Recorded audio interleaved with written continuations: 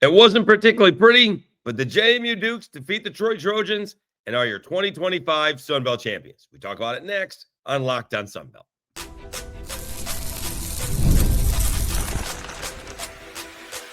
You are Locked On Sun Belt, your daily podcast on the Sun Belt Conference, part of the Locked On Podcast Network, your team every day. All right, Dave Schultz, Locked On Sun Belt, your teams every day. Today's episode brought to you by FanDuel. If you want to be right in the middle of the action this season, visit FanDuel.com and place your NFL live bets all season long. All right, we will get to do a quick recap of the 2025 Sun Belt season. Tried to do it off the top of my head, and then had a little bit of a tweakle viral with the P4 versus the G5 in the playoff. It's ridiculous, but we're kind of talking past each other instead of at each other. But it is what it is. But let's start off with JMU. JMU defeats Troy 31-14. They are your 2025 Sun Belt champions. It was not a particularly pretty ball game. The player of the year did not have a particularly pretty ball game. Alonzo Barnett III, 10 out of 25, 93 yards, 1 touchdown, 1 interception. He also ran for a touchdown. He actually played probably better on the ground. 12 for 85 yards with a touchdown. I thought he was missing his throws. There were a couple of drops. I went into the ESPN booth. I know Anish Shroff, the gentleman who's calling the game, and of course, there's Heisman Trophy winner Andre Ware in there as well. And I said, "What's wrong with Barnett?" And they go, "Well, he's got a bunch of drops." I'm shocked that the quarterback says that the wide receivers are dropping the football. Were there a couple of drops? Yes. Were a lot of the throws behind the wide receivers? They could have been caught. I don't know about should have been caught. And I just thought he was off all game. Then he completed a pass, like his first one in the third quarter, and they fumbled it. No, that's not Barnett's fault, obviously. So they overcame that. All right, he was not as sharp as he had been this season. Even if I think Colton Joseph should have won the award, Alonzo Barnett III played phenomenal this year. And he was just off. Goose Crowder was getting killed. All right. I think he got stepped on at the end of the game, and that's why he came out. Tucker Kilgrease did what he could, but wasn't doing anything against that defense. But Goose did hit a couple of passes, and, Troy made a couple of catches, right? Ra Thomas had 82 yards, 43-yard catch. Taylor had a 30-yard catch. Epps had a 20-yard catch, right? These were not short passes. So, it took a little bit, and it was just a little bit of an odd game. So Troy jumps out, or I should say JMU jumps out to a 3-0 lead. And there was nothing really going on. Like, these teams couldn't get first downs. They weren't getting any yards. I thought I had a cute tweet, right? Like, total points in the first quarter, 3, total first downs in the first quarter was like 3. And, meanwhile, I had 4 chicken fingers and 2 chocolate chip cookies. I thought I was winning the quarter. All right. So Troy ends up making a couple of passes. They took advantage of a DPI, which I thought was defensive pass interference. Wide receiver makes a good catch, falls down before he gets into the end zone. So Goose Crowder does a naked bootleg, which he should have been tackled for by like an 8-yard loss. And who knows what would happen. But he escaped the tackle, and he goes into the end zone, puts his shoulder down to the defensive back, and gets it. So it's 7-3. But then on the next play from scrimmage, Wayne Knight, your Sun Belt Conference Championship MVP, runs for 73 yards and a touchdown. And bada boom, it's 10-7. Well, Troy gets stopped. JMU comes back, gets another touchdown, makes it 17-7. 17-7 with 6.5 minutes to go in the second quarter. And JMU's getting the ball to begin the second half. You could easily see a make-it-take-it situation. And a ball game that was 10-7 is now 17-7 and could be 31-7 before Troy gets the ball back again if they don't do anything on this last drive with 6.5 minutes to go. And yet they did. Again, took advantage of a couple of penalties, made some good catches, and Meadows goes into the end zone for a 2-yard touchdown run. So instead of 17-7, 7 at half, or worse if you're Troy, it's 17-14. And again, nothing was going on in the third quarter. Nothing. I believe JMU ran 3 total plays in the third quarter in JMU, in Troy territory. Troy, meanwhile, forced 2 turnovers. Barnett stood in the pocket way too long, standing tall, but way too long. He got hit, and the ball popped up in the air. Interception. I told you on a completion, they fumbled the football, and Troy couldn't do anything with that. Not at all. Either one of them. And so that's where Jared Parker, following the ball game, Troy Trojans head coach, said that's where the game kind of was decided. We got to the turnovers, but we couldn't do anything offensively. Troy was all kind of banged up on the offensive line. People can say that's an excuse. I say that's a reason. They already had a replacement playing left tackle. That replacement went out. So they were all kind of banged up. So that was a problem. And then it got to be about the 7-minute mark, or 6.5-minute mark. And you go downstairs at the 5-minute mark. Well, I went to the bathroom and then made my way down. And in between me hitting the elevator and getting down to the field, JMU scores a touchdown, of course. I think Wayne Knight went for 40, and Barnett finished it off with 26. Let's see if that was the case. And that started to put the game away. Let's see here.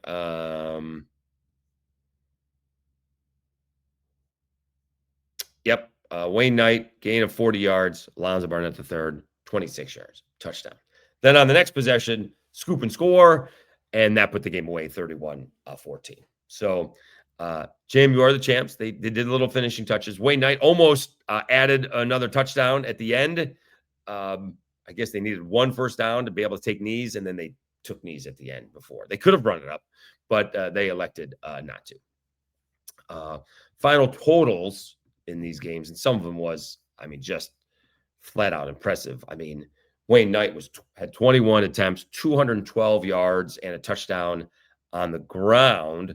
Also caught 2 passes for 11 yards in the air.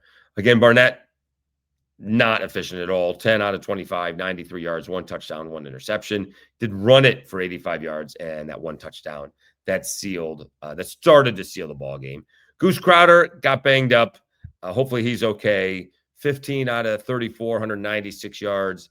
Did run 1 in, as I mentioned, but he finishes with minus 27 yards rushing because he got sacked all game long. Tay Meadows, this is the problem. For Troy, anyways, Tay Meadows had 7 attempts for 10 yards.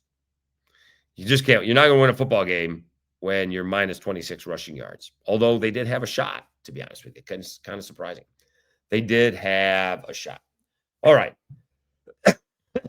We know that, I guess it's Duke has to beat Virginia, and then I guess potentially JMU is in. Tulane did beat UNT, so we presume Tulane is in. We'll see if JMU can sneak in. There's going to be a whole lot of people upset if that happens. We'll talk about that at the end. But let's give it a quick recap to the Sun Belt season. We'll do that right after I tell you about FanDuel.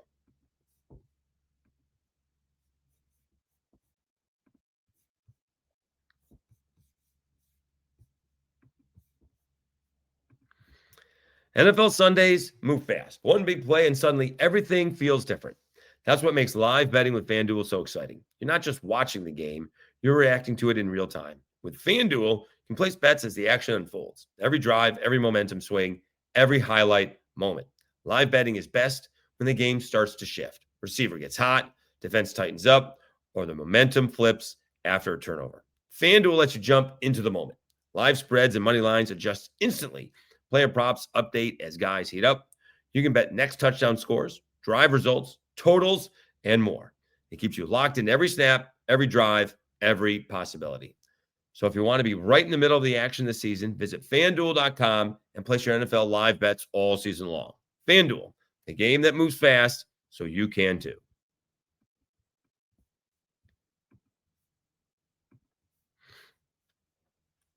All right, Dave Schultz, Lockdown Sunbelt, your teams every day. Let's do a little bit of a quick Sunbelt season recap. We'll probably do more of this next week.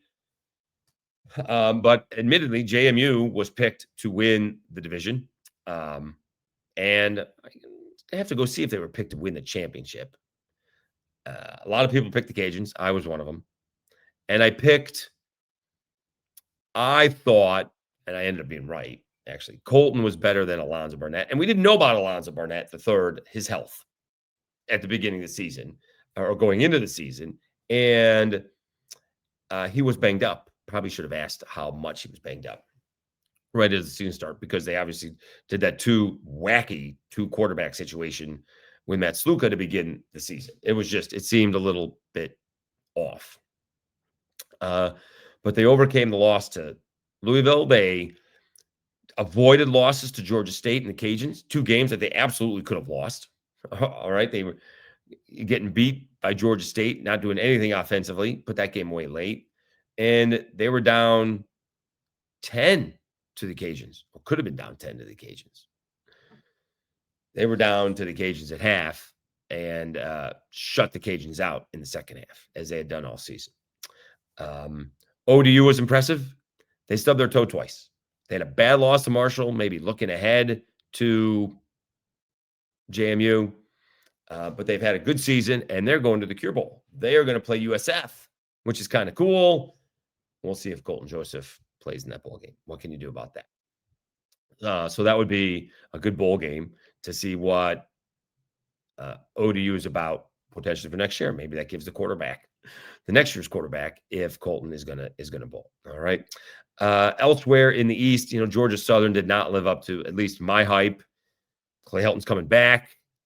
We'll see if J.C. French comes back. They got to figure something to do on defense. They did change out defensive coordinator, linebacker coach. They got to get better. All right. It's going to be contend, or that'll be it for Clay Helton, I would think. You got to contend. I don't know if you have to win it, but you got to contend. I think that's a legit ask. Winning it is one thing. Contending is another. And they did not contend this year. Not at all. Not whatsoever. Against the better teams in the conference, they were bad. Just bad. Let's see what else over there. Georgia State did not at all get any better. That's disappointing. Coastal Carolina looking for a new coach. That seems to be still a job opening. I guess they wanted Billy Napier. I don't know if that was ever a consideration by either party. But apparently the fans wanted Napier. Reports had it that Napier was here in Harrisonburg on Thursday before they finalized a deal on Friday. And unfortunately, it doesn't appear a press conference is coming tomorrow, although there may be a Bob Chesney press conference, but it doesn't feel like a Billy Napier press conference is happening on Saturday, I should say. We'll see if it happens later on in the week. Guess we probably should look at the standings. App State, kind of an up and down season. Looked like they were off to a good start and did not follow through with that. They got a really good recruiting class, so they're off to a good start next year. We'll see if they can figure out who their quarterback is. And Marshall, we'll see if they have their quarterback. He is Carlos Rio del Wilson, going to try and apply to the NCAA to get another year of eligibility. So he said if he does, he's going to come back. We'll see if that happens. So mostly, I think the East went the way that it did outside of Georgia Southern, right? Because I picked ODU to go high. They weren't picked very high, but I thought they were going to compete. And I picked JMU second, just to be different, I think. And maybe picked ODU. I picked Georgia Southern, actually. But I thought ODU was right in the mix. So I had JMU in the mix. It wasn't that ridiculous. But we'll see what happens in the East, as you do have at least a couple of new coaches coming in. In the West, Southern Miss took the West by storm. All right. I thought I heard some people in Mississippi thought that they could, win 8, 9 ball games. I said, that's just outrageously high. And they just started playing really well. Now, they did get a bunch of turnovers, either forced or lucky, whatever way, and then those stopped. And so they stopped winning. I think that is a direct correlation to those two things. But we'll see. I'm not sure if Braylon Braxton has any more eligibility. Again, I'm not sure what the rules are anymore. They seem to change on a regular basis. So we'll see what happens there. You do have Chris Jones coming back, and I think, and he should be, he should have been the defensive player of the year. So Southern Miss was a nice, pleasant surprise here in the West. Cajuns, battled. They were picked to be really good, and they weren't, and they still find themselves going to an eighth straight bowl. That's impressive. All right. I think that's something to be proud of. You want a little bit more than that. But I'm not sure how much, an 8 or 9 win season is going to matter. ODU's going to the Cure Bowl against USF, so maybe it would be. But kind of nice to compete for the playoff, and the Cajuns were not in a position to do that. They weren't in a position to compete for the Sun Belt. Speaking about competing for the Sun Belt, how about Troy? That's a heck of a season by Jared Parker and the Troy Trojans, right? Goose Crowder getting banged up again. And they were, again, 15 minutes away from starting 1-3. And the season's over. And they seem to manage to come all the way back and play for Sun Belt Championship, and will go to a bowl game, beating Southern Miss on the road to do it, to get to the championship game. So that's impressive. So we'll see who's coming back for Troy. Goose, I think, still has eligibility. See if he wants to put his body through all that. But I think Troy seems to be heading in the right direction. South Alabama had a bad season. Got a couple of wins late. They played well against Troy. They battled. They just did lose a bunch of players. Although they got a bunch more. They had 22 commit on Wednesday. I saw Craig Stevenson from AL.com tweet out they got 5 more on Friday. So they got like 28 total, third in the Sun Belt. So they have a nice recruiting class coming in, and I'm sure they'll fill some holes in the portal as well. Let's see what else. Arkansas State did not live up to my expectations, or I think anyone else's expectations. Although, again, they're going bowling, and they did it in Jalen Rayner style. Scoring in the last minute of the ball game and going the length of the field to do so. So they're going bowling. Texas State probably also didn't live up to expectations. I didn't think they were going to be quite as good as maybe some people thought. But again, I take for what happened to be reality. G.J. Kinney and company did a tremendous job losing 5 in a row and winning the last 3 to go bowling. You just don't see that all the time. Now, again, we've been through that. It's an odd 5 in a row. They got blown out by JMU in the middle, but 4 of the games were lost by a combined 14 points. That's, they weren't exactly getting blown out. We'll see what happens with Monroe. Monroe did not show any signs of life outside of almost beating the Cajuns. They just named S.J. Tui as their new AD. He may want to find a tailor, just a thought. But we'll see what Brian Vincent can do, with just concentrating on the football instead of worrying about being an AD. So we'll see how that works out there.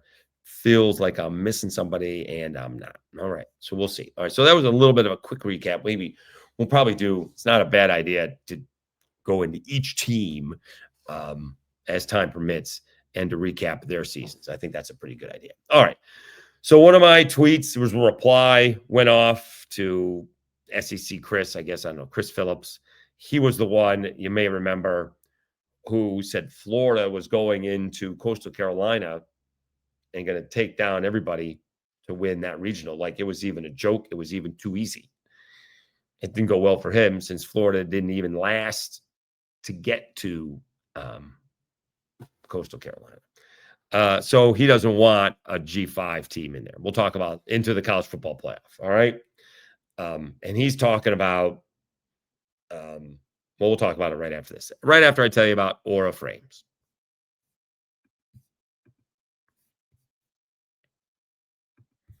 The holidays are officially here, which means gift hunting season is on.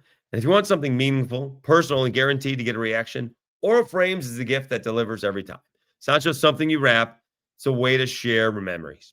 Because Aura isn't your average picture frame. You can preload the frame with photos before gifting it. So when they plug it in, the memories are already there.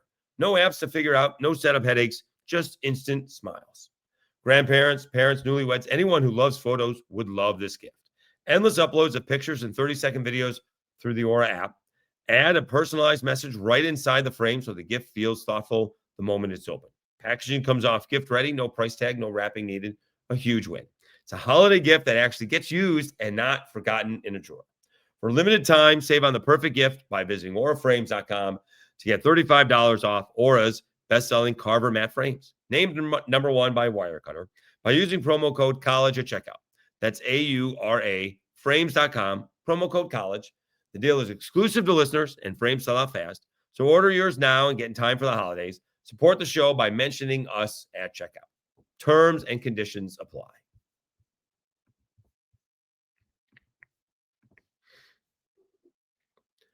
All right, Dave Schultz, Lockdown Sunbelt, your teams every day. All right, I want to make sure I credit the gentleman, and people are still hitting the notifications. Okay. This guy is just going. One guy's just continuing to go off. Okay. So this is Chris Phillips, C Philly 19. Okay. You don't really love G5 football if you disagree with the idea that G5 needs their own playoff. Having real opportunities to host trophies, just being happy to participate. Okay. No, that's the thing. He wants a participation trophy. We don't want one. All right. We want to participate with the big boys. We don't want an NIT trophy. Do you know who won the NIT last year? I don't know who won the NIT. I don't know. But eventually we'll remember, right? We do remember, FAU going to the Final Four, if not the championship ballgame, right?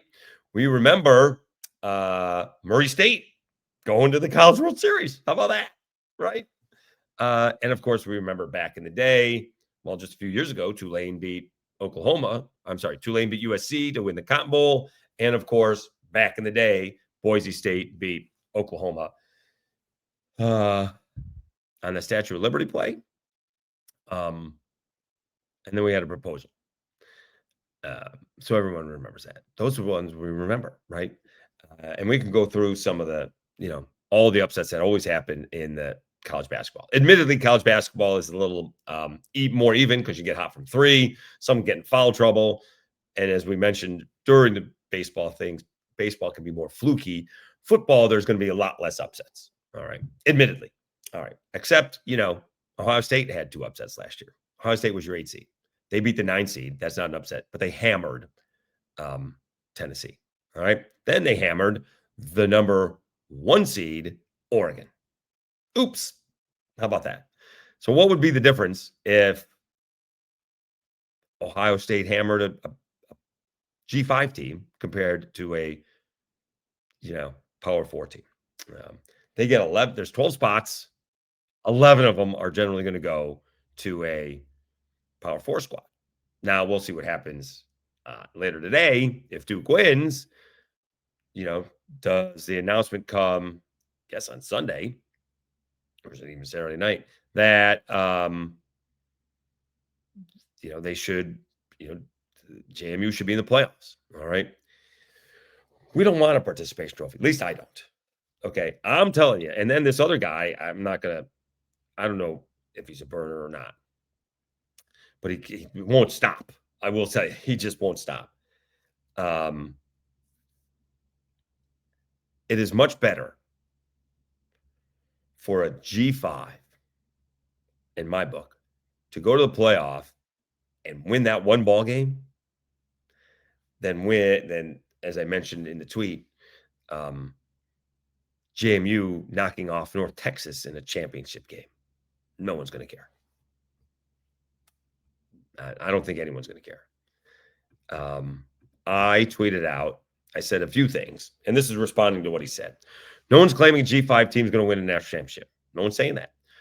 I did say eventually a G5 team will win a college football playoff game, and that would be bigger than some trophy JMU knocking off North Texas. I say, get back to me when Tennessee wins a playoff game, even better, Rutgers or Maryland. All right. And so the point is, it's not just G5 teams, that want a shot, right? They don't want blowouts. That's what they think. And they don't want us taking up a space that they think belongs to basically what this guy's doing. I think he's SEC unfiltered, right? He's getting ahead of the idea that Alabama may lose to Georgia and that Alabama may not get in, although they're going to get in. All right. I'm not going to hold Alabama. I'm not going to hold it against Alabama for losing to Georgia. I'm going to hold them losing to Florida State. I don't care that it was in August. Florida State's bad. Alabama they lose to, they have a good win beating Georgia, but they have a bad loss to Florida State, and they don't have a very good win against Auburn, okay? The rationale for what we're getting from Hunter Yurachek is just, it's one thing for one set of teams, another thing for another set of teams. It is crazy, all right? They actually said Alabama rushed the ball well against Auburn to begin with. They blew a 17-0 lead. Well, they did a good job of going for it on 4th and 2 or 4th and 5, whatever it was, and then getting the 4th and 2 in the end zone. I mean, they're not exactly playing Ohio State there. Why don't we just chill? But I just don't understand it, that why do we need to see another middling, Power 4 squad? Someone said, well, what about the runner-up from the Big 12? The 11-1 runner-up from the Big 12. Well, guess what? They're not going to have one loss. They're going to have two. Both BYU and Texas Tech each have a loss. And BYU loss is to Texas Tech. So if Texas Tech beats BYU again, BYU should get in? Come on. No. These teams have all the money, they have all the players, and they have all the advantages. I don't want to hear about it. I don't. Now, if Texas doesn't get in, then that's going to end up with a scheduling thing, and you may not get tough games. You may get what some of these guys are saying. They may come down and play the G5 schools because Texas thinks they would beat a G5 school, whereas they didn't beat Ohio State, and Ohio State may end up keeping them from getting to the playoffs. Although I would tell you, it's Florida. Don't lose to Florida. You lost to Florida. Now, if JMU doesn't make it, don't lose to Louisville. There's reasons for that. I get it. It's not excuses. Your quarterback wasn't fully healthy, either physically or mentally. All right. But that's what it comes down to for JMU, right? If JMU would be in, as far as I'm concerned, as the automatic G5 bid, if they'd beat Louisville, because they would have been ranked from the get-go. By the time those rankings came out at the beginning of November, they would have been in the top 15. It just wouldn't be between UNT and Tulane and JMU. But these guys are they're so obvious about it too, right? I don't need to see Tennessee get hammered again, right? Well, SMU got beat up bad and Boise State got beat up bad. Well, the number 1 seed got beat up badly. What's the difference if a blowout's a blowout? You watch the first 10 minutes of it and it became a blowout. You'd watch the first 10 minutes of that game as well. And one guy's telling me that the 5 seed's going to get a pass. Well, we'll see who that 5 seed is. All right. Is that 5 seed going to be a Lane Kiffinless Ole Miss? We'll see how that goes. All right. We'll see. I may not be buying into Texas Tech. That may be more in rep than actual play. But one of these days, a G5 squad is going to beat a Power 4 squad. It's going to happen. And that's going to make their season. I can go back to the former Syracuse coach, not Fran Brown. I can't think of his name. But he didn't want the playoff because he mentioned this is Syracuse going up against the big boys. We might be able to win 2. We can't win 3. I do not have the depth to win 3 games like that in a row. I might have enough depth to do it twice. So if there's a 4-team playoff, I can win 2 ball games. The chance of me winning 3 Not good. And that's Syracuse. And that was back in the day. Dino Babers, who said that. He's not necessarily wrong. Syracuse was a couple plays away from playing in the college football playoff last year, and they stink this year, although they did get a good recruiting class. All right, we're off top 30 recruiting class as of right now. We're off topic. All right, so let me know what you guys think. Obviously, I'd probably preaching to the choir here, and we're probably going to get more than one G5 if this goes to 16 teams, which is where I want it to be, but it doesn't have to get beyond that. Also, I think if you do get enough ball games, the top 4 seeds need to host. That's the whole idea. Here's the other thing. We want to see, I do, the SEC teams go up north. We want to see Alabama at Michigan in January. I don't want to play in a dome. I want to see them play outside. If you're worried about playing outside, get the home game. Win enough. Don't lose. The winners get the home game. If you're afraid about playing in the cold, too bad. People are going to say, well, you're hurting the fans. Maybe. Can't win them all. There's going to be some bad weather. But that's what we want to kind of see. We want to see the Southern teams go up north and see if they can compete when it's cold out. Deal with the elements. See how mentally strong they really are. All right. We're going to make our way back to Louisville tomorrow. Of course, walk into a liquor store in Huntington, West Virginia, and they're having a bourbon thing tomorrow, 10 o'clock. There's no way I'm going to make it there by noon, meanwhile 10. So I'm not even bothering with that move.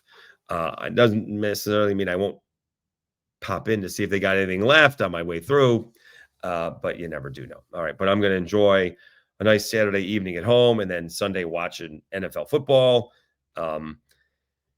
It's a little bit of a slog home. Riding through the mountains is gorgeous, very scenic, but it does take a little bit. It does take a little bit, but that's okay. Once you get to Huntington, straight shot, easy peasy. Thank you so much for tuning in. Really do appreciate it. We had a couple of shorts really pop. That's very cool. And, we're getting closer to 2,800 subscribers. So please subscribe. Don't forget the audio podcast. That had a good week as well. We will try to do our best to get my buddy, Billy Napier, on the podcast next week. We'll see how his schedule works out. We'll see how my schedule works out. I'm off on Wednesday, Billy, if you want to hop on for Thursday's episode. Just throwing it out there. Congratulations to Bob Chesney and the JMU Dukes. They are the 2025 Sun Belt champions. We will find out Saturday if they're going to the playoffs. I guess. All right, we'll find out with Duke and Virginia. I think Virginia's going to win, so that is going to be a problem for JMU. But been wrong many times so far this season. All right, we'll be rooting. The Dukes will certainly be rooting for Duke, is the way it turns out. All right. We'll talk to you again on Monday. We'll have a reaction to all of it. Thank you so much for tuning in. You've been watching Locked On Sun Belt, your teams every day,